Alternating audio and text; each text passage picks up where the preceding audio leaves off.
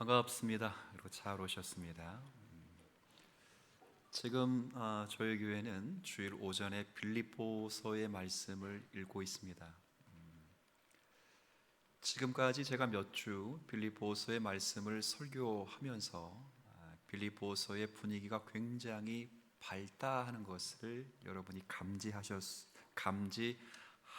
것이라고 생각됩니다. 처음 그 편지를 시작할 때 바울 사도께서 내가 너희들을 생각할 때마다 일단 하나님께는 감사하고 너희를 위하여 간구할 때마다는 참 기쁘다 이렇게 말했습니다. 그리고 바로 그 다다음 절로 넘으면 그 교회에 대한 확신을 표현했습니다. 너희 안에서 착한 일을 시작하신 바로 그 하나님께서 그리스도 예수의 날까지 너희의 구원을 이루실 줄로 확신하노라 했습니다. 감사, 기쁨, 그리고 확신, 이건 기독교 용어 속에서 굉장히 밝은 단어입니다. 우리가 여기까지 읽으면 빌립보 교회 성도들이 굉장히 평온했었구나라고 생각할 수 있습니다. 그러나 빌립보 교회 성도들의 삶은 평온한 상태가 아니었습니다. 일단 사도께서 어느 지역 교회에 편지를 쓰고 계시다는 것은 그 교회에 사달이 났다는 증거입니다. 교회가 평온하고 진리 가운데 굳건히 서면 바울 선생님이 바쁜 일정 가운데 편지를 쓸 이유가 없습니다. 열심히 하라 그러면 되죠. 근데 바울 사도께서 특별히 그 바쁜 일정 중에서도 시간을 쪼개서 그 교회의 문제에 대해서 답을 해결하기 위해서 편지를 쓰고 있다는 것은 그 교회에 특별한 문제들이 발생하고 있기 때문입니다. 과연 어떤 문제들이 있었을까? 성경을 이렇게 빌립보서를 쭉 읽어보면 각 장마다 나오지만 가장 큰 문제는 빌립보서 3장 8절 2절에 있는 말씀처럼 개들을 삼가라, 그리고 행악자를 삼가라, 그리고 몸을 상해하는 일을 삼가라라는 표현이 나옵니다. 가장 앞부분에 개가 나옵니다. 개가. 그러니까 성경에서 개가 나오면 좋은 거다 안 좋은 거다? 안 좋은 거다 느낌이 오죠.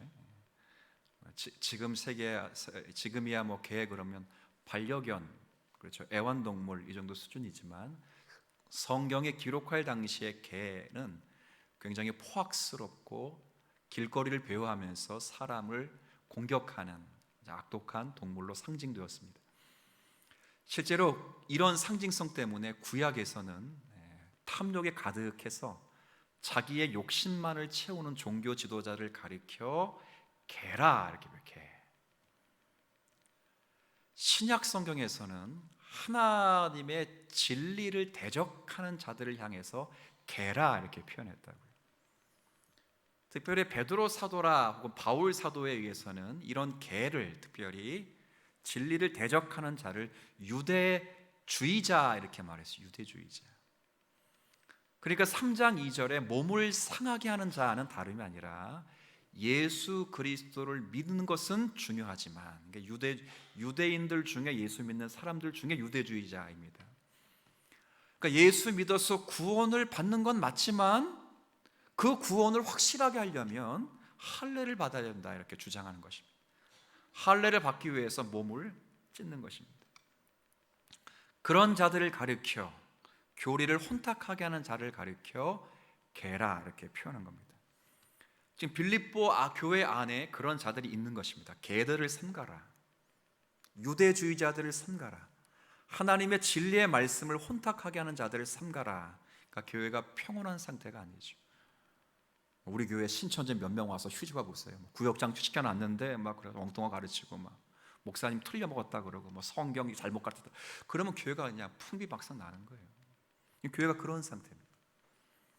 그리고 교회가 내홍을 걷고 있습니다. 2절에 보면 2장에 보면 오죽했으면 너희 안에 이 마음을 품으라 이렇게 말하고 그리스도 예수의 마음이라 이렇게 말했다고요. 그러니까 교회 안에서 막 서로 싸우는 거예요. A 집사, B 집사 막 파가 생겨가지고 뭐 이파 저파, 쪽파 대파 싸우는 거지. 심각한 거지. 거기다 오늘 1장 오늘 본문을 읽다 보면 그 15절에 어떤 이는 투기와 분쟁으로 이렇게 되어 있어요. 이 사람들은 사도의 사도권을 인정하지 않는 사람들입니다. 바울 사도께서 참 사도라면 감옥에 갇힐 수 있을까? 저까지 거 지금 감옥에 갇힌 거 보니까 사도 아니네? 이 틈을 타서 투기와 분쟁으로 분탕질을 하면서 자기가 저기들이 진짜 교사라고 해서 교회 안에 막 자기들을 전하는 거예요. 지금 진리를 대적하는 자들이 교회에 들어오고, 그래서 거짓 할례를 주장하고, 교회 안에서는 막 서로 막 싸우고 우두머리가 되려고 싸우고, 사도권을 의심하는 자들이 싸우는 사람들을 현혹해서 전부 그들을 자기 사람으로 끌어들일 때 교회는 당혹스럽다고요. 그래서 감옥에 갇혀있는 사도 바울에게 이 문제에 대해서 물어보고 거기에 대해 답을 듣고자 간절히 원했는데 답은 2장부터 있습니다. 근데 그 답을 주기 전에 사도 바울이 한 말은 굉장히 빌립보 교회 성도를 당혹스럽게 만드는 거예요. 자, 오늘 읽었던 12절 다시 한번 읽어봅시다. 시작. 형제들아, 내가 당한 일이 도리어 복음 전파의 진전이 된 줄을. 아멘. 그렇죠? 내가 감옥에 갇힌 일이 오히려 복음 전파에 도움이 되었다 하는 것을 너희가 알기를 날 간절히 원한다, 그 말이에요. 이게 어떻게 도움이 되었는가가 13절부터 18절까지의 내용이에요. 그래서 오늘은 사도 바울이 감옥에 갇힌 것이 어떻게 복음을 전하는 데 진전이 되었는가 하는 것과 이런 내용들을 추스려 볼 때 사도 바울의 유일한 관심사가 어디에 있는가 하는 것을 살펴보면서 우리의 관심사가 어디에 있어야 되는가 하는 것을 다시 한번 정비하는 그런 시간이 되었으면 좋겠습니다. 자, 사도 바울이 먼저 우선 다룰 것은 사도 바울이 감옥에 갇혔는데 어떻게 복음 전파에 진전이 되었는가. 그럴 때 일단 제가 한번 그냥 말로 한번 설명을 드리죠. 사도 바울의 감옥에 딱 갇히니까 이제 두 파가 생긴 겁니다. 한 파는 사도 바울을 옹호하는 사람들이고, 다른 한 파는 아까 15절 앞부분 읽은 것처럼 다른 한 파는 사도 바울을 반대하는 사람들이 생긴 겁니다. 그러니까 사도 바울을 옹호하는 사람들은 사도 바울이 어떻게 하나님의 종인데 하나님께서 당신의 종을 감옥에 가둘 수 있겠는가? 거기에는 우리가 이해할 수 없는 하나님의 놀라운 계획이 있을 것이다 라는 다짐을 가지고, 야, 이참에 사도 바울이 지금 복음을 전하기 위해서 지금 감옥에 갇혔으니까 우리가 사도 바울을 대신해서 열심히 한번 복음을 전해보자 라는 사람이 생겼다고요. 그래서 그들이 전에 가졌던 신앙의 크기와 담력보다 훨씬 큰 힘을 발휘해서 사도 바울이 전했던 복음을 담대하게 전한 거예요. 제가 몇 구절 한번 읽어볼게요. 15절에 어떤 이들은 착한 뜻으로 그리스도를 전파했다. 14절 형제 중 다수가 나의 매임으로 말미암아 주 안에서 신뢰함으로 겁없이 하나님의 말씀을 더욱 어떻게 전했다고요? 담대 막 더 힘을 내서 전하는 거예요. 자, 16절 왜 그렇게 했는지 한번 보십시다. 16절 같이 읽습니다. 이들은 내가 복음을 변증하기 위하여 세우심을 받은 줄 알고, 바울을 뭐하기 때문에? 사랑하기 때문에. 그것 때문에 열심히 전하고 있는 거예요. 근데 반대파들이 있습니다. 이 반대파들은 여기 15절 앞부분에 읽은 바대로 이게 정반대로 이건 투기와 분쟁으로 전하는 사람들이에요. 이 사람들은 사도 바울이 감옥에 갇힌 것이 기회다. 안 그래도 저 미워 죽겠는데 저놈 감옥에 갇혔으니 이제 누구 세상이다? 내 세상이야, 그죠? 퍼스트 빠져버렸으니까 누가 다음 세컨드, 자기가 지금 대장이 되겠다는 거예요 지금. 그러면서 성도들을 현혹시키는 거야. 야, 바울이 정말 하나님의 사도라면, 하나님의 참된 종이라면 하나님이 감옥에 갇히게 하셨겠느냐? 그거죠. 저 사람이 정말 그리스도의 종이라면 저 사람이 나쁜 일이 생겨서 되겠느냐? 그건 감옥에 갇힌 것을 보니까 사도 바울은 진짜 하나님의 종이 아닌 것이다. 그러니까 입을 막게 하기 위해서 하나님의 감옥에 가다둔 것이지, 그건 진짜 참종이 아니다. 진짜 참종은 누구라? 자기들이 자기들. 그래서 사도 바울을 대신해서 사도 바울을 죽이려고, 사람들에게 인기를 얻으려고 그리스도를 전하는 거예요. 한번 보십시다. 17절. 자, 같이 읽어 주실까요? 시작. 그들은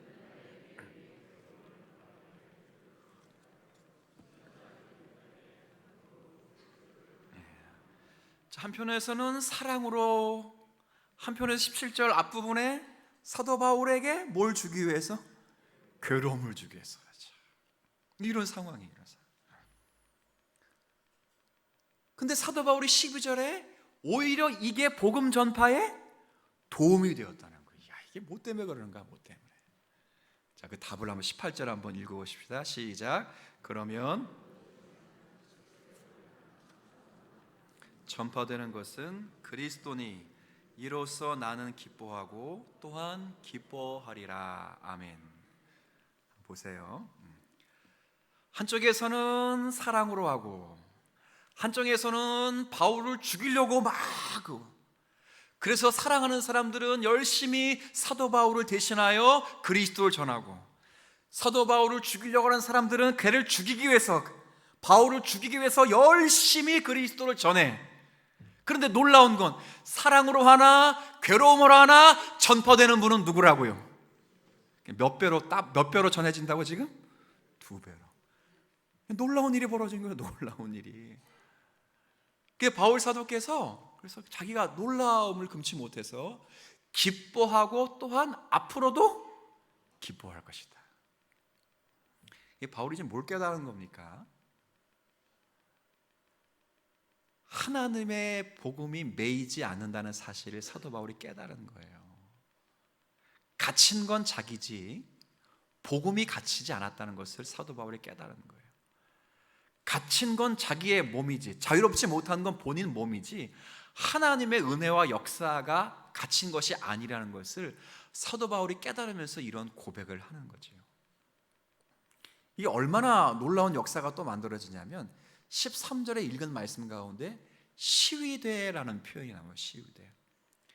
해석의 차이가 분분하지만 제가 이해한 바로는 이 시위대는 로마 황제를 친위하는 친위 부대입니다.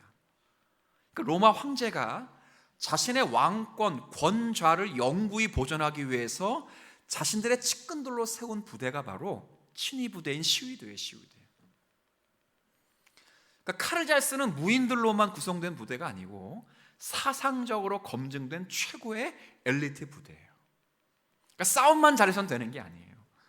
로마 계층에서 가장 최상층의 계층의 자녀들로 이루어져 있고, 그들에게는 문과 무를 잘 가르쳐서 로마 황제의 친위로 딱 만들어 놓은 그 부대라고요.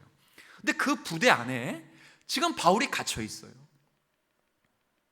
놀라운 일이죠. 근데 갇혀 있다는 것은 로마 황제가 사도 바울의 죄목을 굉장히 비중 있게 다뤘다는 거예요. 비중 있게. 그래서 친위대에서로 하여금 그를 감독하게 했다는 거죠. 놀라운 건 한번 보세요. 13절 앞부분만 제가 읽습니다. 이러므로 나의 매임이 그리스도 안에서 모든 시위대, 그 다음 뭐라고 되어 있어요? 지금까지 설명은 바뀌었다고.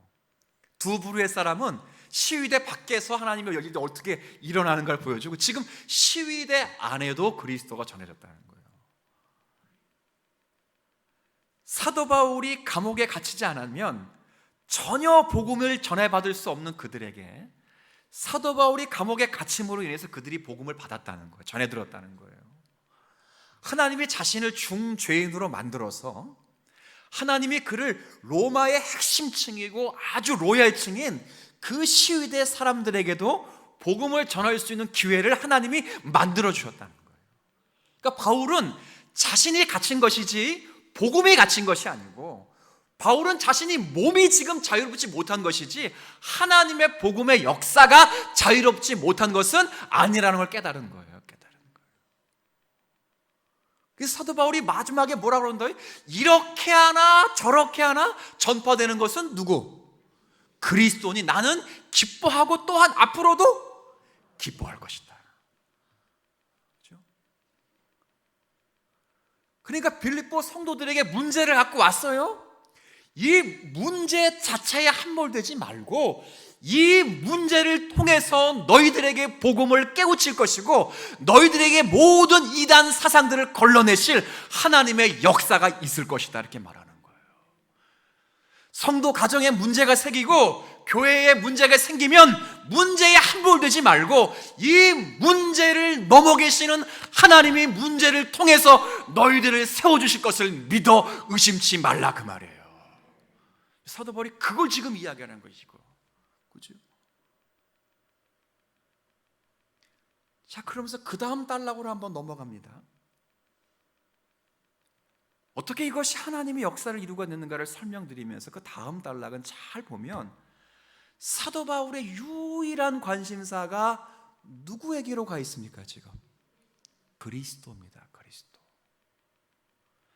바울 사도가 말하는 요점은 이겁니다. 나를 시기하고 나를 죽이려고 해서 저들이 그릇된 동기로, 정말 악한 동기로 복음을 전한다고 할지라도 그 복음이 그리스도만 전한다면 나는 그들을 넉넉히 용서할 수 있다, 그 말이에요. 그렇죠? 원래 사도 바울이 서신서를 쓰면서 절대 용서할 수 없는 대상이 나옵니다. 빌립보서에도 나오고 그리고 여러 서신서에 나오는데 어떤 것들이냐면, 예를 들어 갈라디아서 1장 말씀 너무도 잘 알 거예요. 그렇죠? 하늘에서 온 천사들일지라도 우리가 너희에게 전한 복음 외에 다른 것을 전하면 그가 천사일지라도 저주를 받을지어다, 이렇게 되어 있어요. 빌립보서 안에 3장 18절의 말씀도 비슷하게 되어 있습니다. 원수들로 하여금 너희들이 그리스도의 십자가에서 멀어진다 그랬습니다. 이런 사람들의 최후는 멸망이라고 했습니다. 그러니까 이게 무슨 말이냐면 모든 것은 다 용서할 수는 있어요. 그런데 다만 교리와 관계돼서는 절대 용서가 안 되는 거예요. 그러니까 그리스도가 십자가에서 돌아가신 그 그리스도에 대한 잘못된 가르침들은 절대 용서가 안 되는 거예요. 제가 그리스도 안에서 사랑을 제가 반대하는 사람이 아닙니다. 근데 2013년인가요? WCC 총회, 10차 총회가 부산에서 이루어질 때 제가 주일날 오전, 오후 설교 그리고 교단을 통해서도 반대한 이유는 그건 그리스도 자체를 부인하는 거예요. 자체를. 타이틀은 너무 좋죠. 그리스도의 사랑으로 세상을 일치하고 타협하고 화합을 이루자. 내용 너무 좋아. 놀라운 건 그리스도가 빠져버렸어요. 그리스도만을 믿어야 구원을 받는다라고 말하지 않고 그리스도를 믿어도 구원을 받는 사람, 이렇게 말했다고요. 그러니까 이건 용서가 안 돼. 이건 개예요, 개새끼. 바울 사도가 말한 것처럼 개라고, 개. 그건 절대 용서가 안 되는 거예요. 용서해서도 안 돼, 그건. 근데 그것이 아닌 이상 담임 목사를 죽이려고 하고 쫓아내려고 하는 그 마음으로라도 그리스도만 전할 수 있다면 그 사람을 뭐 할 수 있다고요? 용서할 수 있다는 거예요. 바울이 지금 그런 얘기하는 거예요, 지금. 그렇죠? 자, 이 관심사를 두고 이제 우리 이야기를 하는 겁니다. 우리 이야기. 성경 이야기 계속 하는 건 지금 우리 이야기 하자는 거예요. 우리 이야기. 그렇죠? 교회가 형성되는 그 토대에 있어서 가장 중요한 게 뭔가? 여러분이 더 잘 아실 거예요. 한번 같이 고백합시다. 그리스도예요, 그리스도. 예수 그리스도라고 말할 때 예수 그리스도는 이름이 아니에요. 이건 가장 짧은 신앙 고백이에요. 예수님이 메시아이십니다. 붙여서 예수 그리스도 부르는 것 뿐이지 우리는 이걸 이미 이건 추상명사처럼 관념으로 부르고 있어요. 가장 중요한 그리스도예요, 그리스도. 근데 우리가 신앙생활하면서 여러분이 여러분을 용서하지 못하는 경우나, 여러분이 여러분 스스로를 용서하지 못하는 경우나, 여러분이 타인을 용서하지 못하는 경우가 정말 그리스도의 교리에 바탕을 둔 건지, 아니면 자기를 분탕질하고 자기를 억울하게 만들어서 이렇게 화를 내는 건지 곰곰이 생각해 보십시오. 제가 자신 있게 말하건대 제가 부사역자 때부터 지금까지 20년 넘게 이 사역생활을 하면서 단 한 명도 그리스도의 교리 때문에 싸운 것 한 명도 못 봤어요. 몇 명 봤다고요? 한 명도 못 봤어요.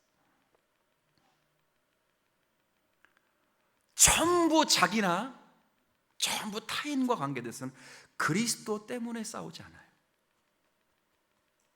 그리스도 때문에 싸우지 않아요. 시기와 분쟁 때문에 싸워요. 사도 바울은 시기와 분쟁하는 그 자들이 그리스도를 전하고만 있다면 나는 뭐 할 수 있다는 거예요? 품을 수 있다는 거예요. 그의 밑바탕 안에는 그리스도로 꽉 차 있어요. 꽉 차 있다. 여러분 안에는 무엇이 차 있습니까? 주님 사랑교회를 담임하는 목사에게 무엇이 채워져 있을까? 이 목회를 통해서 내 이름 석자를 명예스럽게 하는 일에 목회가 이제 포커스를 맞춘다면 내 안에는 그리스도가 안 계시네. 내 중심은 그리스도가 아니에요. 목사가 조심할 게 참 여러 가지가 있지만 그 중에 첫 번째가 돈이에요. 돈을 위해서 큰 교회가 있고 작은 교회가 따로 있는 것처럼, 돈으로 그렇게 나눠지는 것처럼 보이고, 돈 때문에 교회가 운영되는 것처럼 보이면 내 안에는 그리스도가 계신 게 아니에요. 사실은 그리스도는 수단이야. 수단. 그걸 채우는 수단이야. 약을 팔아야 되는데 약을 팔아야 되잖아요. 그죠? 그 다음 목사가 중요한 게 권력이에요. 명예욕이에요. 사실은 이 명예욕은 돈보다 훨씬 무서운 거예요. 훨씬.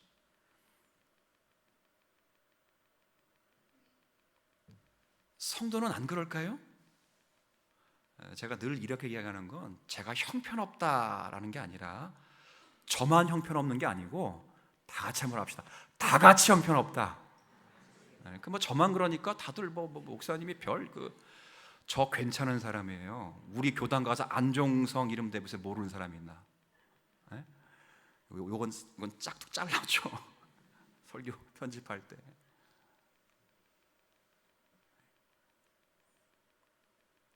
저의 성경 해석에 대해서 토를 벌하는 분이 계시나 봐봐요.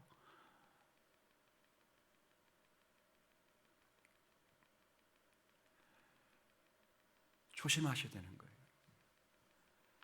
이게 저 사람의 문제일 수도 있다. 그냥 내 문제라고. 내 문제. 교회의 중심은 그리스도여셔야 됩니다. 그렇게 되기를 축원합니다. 여러분이 그리스도를 의지하고 그리스도를 전파하고 그리스도를 닮아가는 것이 신자의 최종적인 목표가 되어야 되는 거예요. 최종적인 목표. 이해되셔요? 그리스도 때문에 교회가 얼마나 크냐는 부차적인 문제, 부수적인 거예요. 그리스도 때문에 우리 가정이 얼마나 행복하게 있는 건 부차적인 문제라고요. 성도의 가정에 어려움이 생기거나 성도의 가정과 사업의 교회에 어려움이 생기면 전부 무슨 생각을 해야 되냐면 이 문제를 빨리 넘어가게 해달라고 생각하면 안 돼. 그렇게 기도가 집중되면 안 돼. 주님 빨리 해결되게 해주세요. 이거 기도하면 안 돼. 이 문제를 왜 주셨는지에서 왜 주셨는지, 누구를 붙잡도록 하기 위해 은혜의 보좌 앞에 아시겠어요?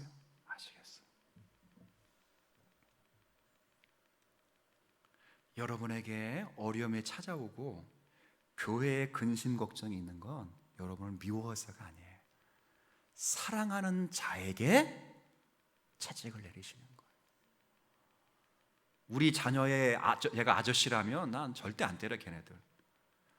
이거 벌써 때리는 거 뽕 나올 뻔. 이거 좀 체벌을 하죠. 말 안 들으면. 근데 제가 가끔 때려도 저희 아이들은 저를 알로 봐. 전혀 무서워하지 않아요. 심하게는 안 때리니까. 그렇죠? 근데 그들을 체벌하고 혼을 내는 이유는 사랑하기 때문이에요. 하나님이 여러분을 혹시 어려움 중에 두시고 때로는 징계를 내리시는 것은 여러분을 사랑하시기 때문이에요. 그래서 그 사랑의 최종 근원이신 그리스도를 깊이 생각하도록 주시는 거야. 이거 없이 하나님 빨리 지나가게 해주세요. 빨리 낫게 해주세요. 여러분의 답답한 심정으로 그렇게 기도할 수는 있어도 그건 부수적인 거예요. 부수적인 거. 교회가 환란이 있으면 기도해야 돼요. 예? 교회가 환란이 있으면 기도한다는 건 빨리 지나가게 해달라는 것이 아니라 그리스도 앞으로 돌아오는 거예요. 돌아오는 거라고요. 아시겠어요? 여러분 가운데 불편한 심정이 들고 마음에 참 꺼리낀 일이 많으면 빨리 그리스도에게로 뭐 해야 돼요? 돌아오는. 근데 자꾸 문제를 해결하려고 말해요. 해결하려고. 제가 당회에서 문제가 생기면 성도들에게 이야기하는 거 봤습니까? 제가 당회에서 문제 생길 때 단 한 번도 대신교단의 어떤 목사에게도 한 번도 얘기해 본 적이 없어요. 문제가 생기면 그리스도에게로 뭐 하라는 사인? 돌아오라. 돌아오면 문제는 자동적으로 해결되어 있어요. 이때는 한번 아멘 해도 돼. 자동적으로. 아시겠어요? 근데 제가 그렇게 하고 계속 문제만 해결하려고 애써봐. 문제가 되고 그 문제가 더 큰 문제가 되고 눈덩이처럼 풀어나는 거예요. 이 말씀 앞에 두고 사도행전을 조심스럽게 읽어보세요. 사도행전은 복음서를 기록하기 전의 성경이에요. 우리가 마태, 마가, 누가, 요한, 사도행전 있다 보니까 사도행전은 5번째로 기록된 책이겠구나 이렇게 생각하는데 역사적 순서로 보면 사도행전이 먼저예요. 그리고 서신서야. 요한계시록 빼고 나머지 서신서. 그 다음이 사복음서예요. 복음서는 가장 나중에. 왜? 자신 때에 예수님 재림하실 줄 알았어. 재림하실 줄 알고 열심히 복음 전해서 신약 교회 세우고 뭐 세운 교회들 말썽 내니까 막 빌립보서 갖다 쓰다가 보니까 자기들이 제자리 죽을 때쯤 되니까 예수님이 안 오시네. 그래서 예수님의 생애를 기록한 거예요. 3년 동안 생애를. 그래서 복음서는 나중에 기록되는 거예요. 그러니까 사도행전을 쭉 보면 전부 뭐라고 되어 있냐면 그 기초가 가르침의 기초가 교회가 형성되는 토대가 그리스도예요. 그리스도. 자, 몇 가지만 얘기해 드릴게요. 사도행전 8장을 읽다 보면 빌립 집사님과 에디오피아 내시가 말씀을 가지고 대화하는 장면이 나와요. 이 에디오피아 내시는 에디오피아에서 절기를 지키기 위해서 예루살렘까지 찾아온 사람이에요. 지금의 에디오피아에서 찾아왔다면 4,000km에 4,000km. 놀라지 않을 줄 알았어요. 4,000km를 마차 타고 온다고 생각해 보세요. 조금 놀라셔야 되는데 여기가 안 놀라는구만. 2달 이상 걸리지 않겠어요? 그러니까 절기 지키러 왔다고. 와서 절기 지키고 돌아가는 길에 이분이 얼마나 성경에 탐구의 은혜가 있었냐면 돌아가는 길에도 두루마리 성경을 읽고 있었어요. 성령의 지시를 받은 빌립 집사님이 그 사람에게 찾아가가지고 당신이 읽고 있는 것을 깨달으뇨라고 물었어요. 근데 어떻게 깨달아? 놀랍게도 지금 유대인들이 읽지 않고 지금 현 시대의 유대인 성경에는 빠져있는 이사야 성경 53장을 마침 읽고 있었어요. 지금 유대인들은 그거 없어요. 왜? 거기에 그가 무지 많이 나왔거든. 그가 찔리면 우리의 허물 때문이야. 그가 상하면 우리의 죄악 때문이야. 그가 징계를 받음으로 우리가 에디오피아 내시가 아무리 해도 그가 이해가 안 되네. 그가 성령의 지시를 받고 빌립이 그의 가까이 찾아가서 당신이 읽는 것을 깨닫느냐라고 묻고 그에게 복음을 가르치며 설교할 때, 자, 사도행전 8장 35절 여러분 읽어주시겠습니까? 시작.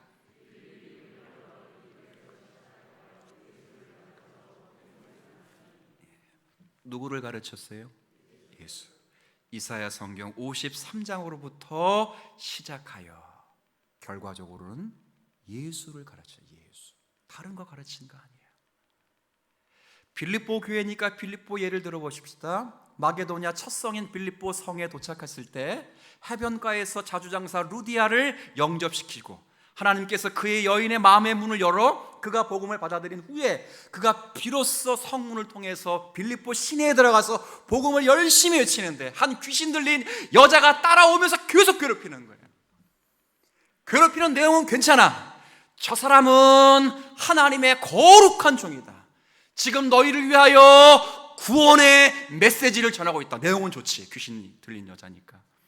근데 귀신 들린 여자가 며칠 동안을 쫓아다니면서 큰 소리로 외쳐봐. 이게 복음 증거에 도움이 되겠어, 안 되겠어? 안 되지, 안 되지. 그 바울이 안수해서 고쳤어.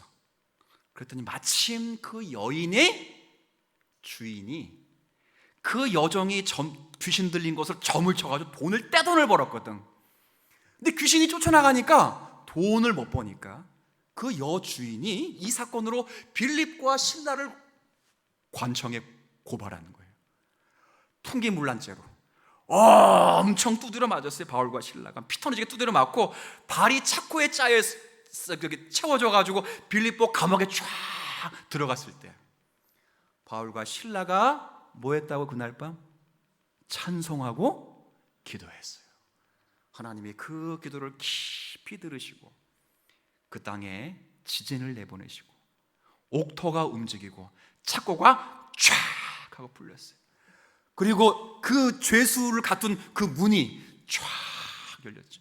모든 죄수가 함께 착고가 풀리고 문이 열리니까 얼마나 간수가 놀랐을 거예요. 막 찾아와서 정말 죄수들이 다 도망간 줄 알고 나 죽었다 싶어 칼을 뽑아서 자기가 자신을 해하려고 할 때 저 뒤에서 감옥 안에서 문이 열렸지만 나오지 않았던 그 사도 바울이 스탑! 여기 모든 죄수가 도망가지 않고 그대로 있습니다.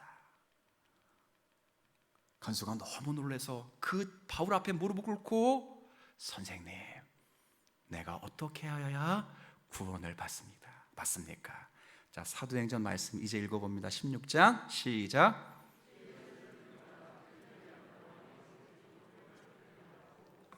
주의 말씀을 그 사람과 그 집에 있는 모든 사람에게 전하더라. 아멘. 누구를 믿으라고요? 주 예수 믿으라. 사도행전 전체에는 주 예수 그리스도에 관한 이야기예요. 바울 사도나 모든 주의 사도들은 이 일의 증인이에요. 그리고 이 일을 설명하는 자로 있었어요.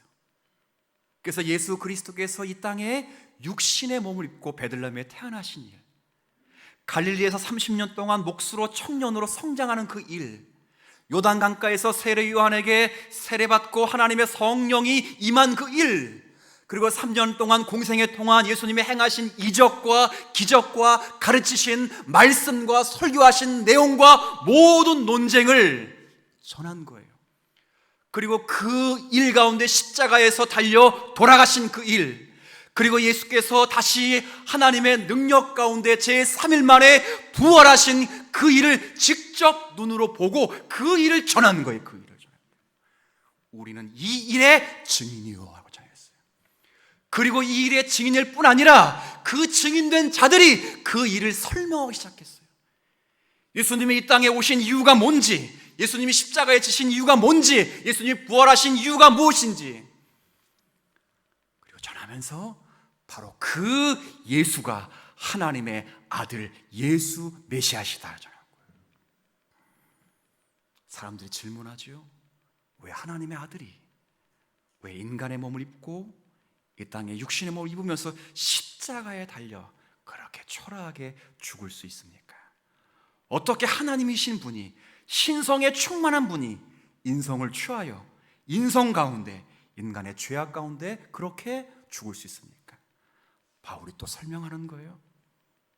율법을 범한 모든 죄인들은, 율법을 범죄한 모든 죄인들은 하나님의 정죄 안에서 결코 자유로울 수 없는데 인간의 어떤 노력으로도 과거를 지울 수 없고 죄책을 도말할 수 없게 되었다는 거예요. 그러나 하나님의 아들 예수 그리스도가 이 땅에 몸을 입고 이 땅에 오심으로 말미암아 하나님은 그리스도의 십자가 안에서 우리의 죄가를 도말하시고 우리를 죄책과 죄로부터 구원해 내셨다는 거예요. 그리고 그렇게 말하죠. 너희에게 전하는 좋은 소식이라. 이건 지금도 유효하지 않습니까? 여러분이 간수에게 바울이 전했던 말씀처럼 주 예수를 믿으라. 그리하면 너와 내 집이 구원을 얻는 거예요. 그 그리스도를 믿으며 그 그리스도께서 나의 죄를 위하여 이 땅에 오셨다는 사실을 인정하고 예수 그리스도 십자가 안에서 하나님이 죄 없는 자로 하여금 죄 있는 모양 안에서 모든 죄를 처리했다는 사실을 인정하게 되면 하나님은 우리의 죄과를 용서하시고 우리의 모든 죄의 악을 도말하시며 우리를 하나님의 자녀로 삼으시고 정결한 그리스도의 자녀로 삼으신다는 사실을 우리는 믿는 거예요. 그러면 지금 우리는 전부 누구로 말미암아 교회의 일원이 되었습니까? 그리스도예요. 그리스도 외에 다른 것이 무엇이 있겠느냐? 그 나머지는 전부 부산물이에요. 부산물.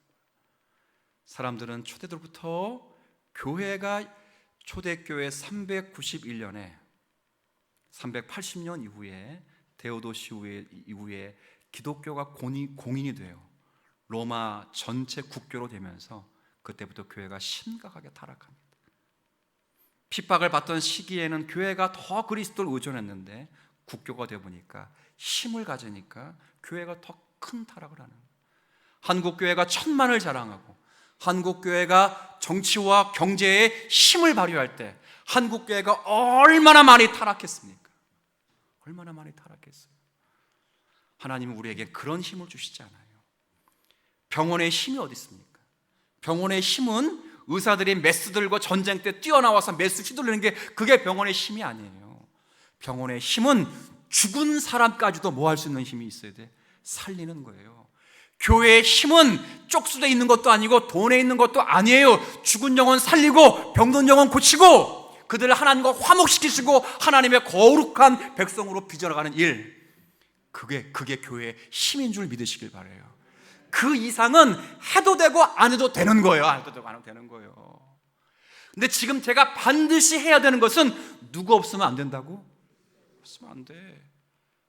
교회가 돈 버는 거 예수 없으면 왜 안 돼? 방과후 학습하면 되지, 노인정하면 되지, 어린이집 하면 되지, 유치원하면 되지. 저도 전에 있던 교회 유치원 원목이었는데 뭘 그거 하면 되지. 교회 정치? 그리스도 없으면 어때? 다 돼. 그러나 죽은 영혼 살리고 여러분의 영혼을 거룩하게 하고 하나님을 바라보게 하고 여러분의 심령을 세우는 건 그리스도밖에 없음을 믿으셨으면 좋겠어요. 그리스도를 바라보세요. 바라보시라. 저는 제일 안타까운 게, 정말 안타까운 거예요. 듣고 흘리실 분은 흘리세요. 그러나 감동이 되시면 마음에 새겨보세요. 그리스도와 교제하는 것에 대한 기쁨을 누리지 못하는 분들이 참 많아. 이건 목사, 장로, 권사 문제 아니야. 목사일지라도 못 누린 사람이 많고 장로님인데도 못 누려, 권사님인데도 못 누려. 뭐 어디 가서 신령한 걸 받아오거나 그런 게 세상에 어디 있습니까? 스스로 개인이 그리스도에 대한 그리스도를 묵상하면서 큰 기쁨을 스스로 누리지 못하는, 또 인격적인 교제를 상실한 분들, 나는 이런 분들이 제일 불쌍해. 사실은 제가 복음을 전도하는 것은 바로 그런 분들이에요. 여러분들은 정말 믿지 않는 분들에게 복음 전하는 거고, 제가 복음을 전하는 건 바로 그런 분들이에요. 이 안에서도 똑같을 거야. 이 안에서도 그냥 그런 분들이 계실 수 있어. 제가 복음을 전하는 대상은 바로 그런 분들이에요. 그런 분들. 너무 안쓰러워. 너무 안쓰러워. 제일 불쌍해. 사랑하는 주님 사랑교회 성도 여러분, 주께서 우리 교회를 그렇게 부르신 줄 믿고 전진하시고 더 그리스도 의지하고 닮아가고 붙드는 우리 모두가 되었으면 좋겠습니다.